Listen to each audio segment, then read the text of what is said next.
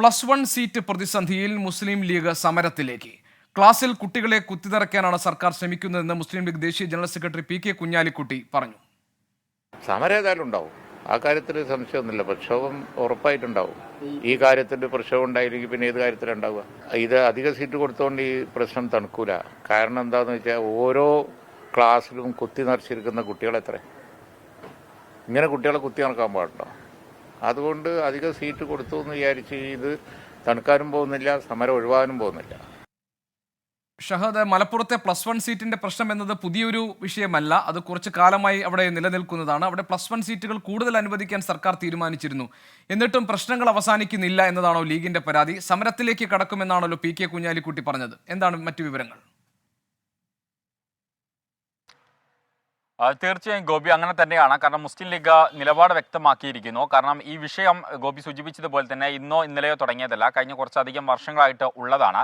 അപ്പോൾ ഇതിന് ഒരു ശാശ്വത പരിഹാരം കാണണം എന്നുള്ളതാണ് പ്രധാനമായിട്ടും ലീഗ് ഉന്നയിക്കുന്ന ഒരു ആവശ്യം എന്നുള്ളത്. അതുകൊണ്ട് തന്നെ ഈ വിഷയത്തിൽ സർക്കാർ എന്ത് ചെയ്യുന്നു എന്നുള്ളത് നോക്കിക്കാണാനാണ് തങ്ങൾക്ക് ആഗ്രഹം. ഈ കുട്ടികളെ കുത്തി നിറയ്ക്കുന്ന നടപടി അല്ലെങ്കിൽ അത്തരം പരിപാടികൾ അവസാനിപ്പിക്കണം. എല്ലാ കുട്ടികളും, അതായത് കുറേ അധികം വിദ്യാർത്ഥികളാണ് മലപ്പുറത്ത് ഇത്തരത്തിൽ ഈ പാസ് കഴിഞ്ഞതിന് ശേഷം പുറത്തു നിൽക്കുന്നത്, ചേരാൻ പറ്റാതെ. അതുകൊണ്ട് അത് അവസാനിപ്പിക്കണം. പല സ്ഥലങ്ങളിലും, അതായത് മലബാർ വിട്ടുകഴിഞ്ഞാൽ മറ്റ് പല ജില്ലകളിലും അധിക സീറ്റുകളുണ്ട്. അപ്പോൾ അവിടെയുള്ള ഈ കുട്ടികളില്ലാത്ത സ്ഥലങ്ങളിലുള്ള ബാച്ചുകൾ വെട്ടിക്കുറച്ച് പകരം അത് മലബാറിലേക്ക് മാറ്റണം എന്നൊരു ആവശ്യമാണ് പ്രധാനമായിട്ടും ഉന്നയിക്കുന്നത്. അതോടൊപ്പം തന്നെ നമുക്കറിയാം, ഇന്ന് രാത്രി മലപ്പുറത്ത് SKSSF നേരത്തെ തന്നെ പ്രഖ്യാപിച്ച ഒരു സമരം കൂടി വരാനിരിക്കുകയാണ്. കാരണം നൈറ്റ് മാർച്ച് നടക്കുകയാണ്. അത് പ്രധാനമായിട്ടും ഈ വിഷയം കാണിച്ചുകൊണ്ടാണ് ഇത്തരത്തിൽ സമരം അവർ നടത്തുന്നത്.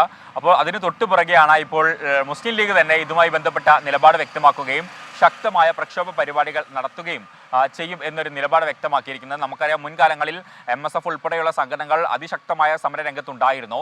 അതിൻ്റെ ഫലമായിട്ട് കഴിഞ്ഞ തവണ കുറച്ചധികം സീറ്റുകളൊക്കെ അനുവദിച്ചിട്ടുണ്ടായിരുന്നു. ഇത്തവണ അതിൻ്റെ മുന്നോടിയായിട്ടാണ് കുറേ അധികം സീറ്റുകൾ അനുവദിക്കാനുള്ള ഒരു തീരുമാനമുണ്ടായത്.